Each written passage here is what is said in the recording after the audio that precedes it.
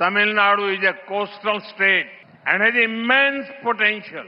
But when the Congress and DMK were in power together before 2014, they were asleep. Madura-Vayal corridor was stalled. Thoothukudi transshipment remained only on paper.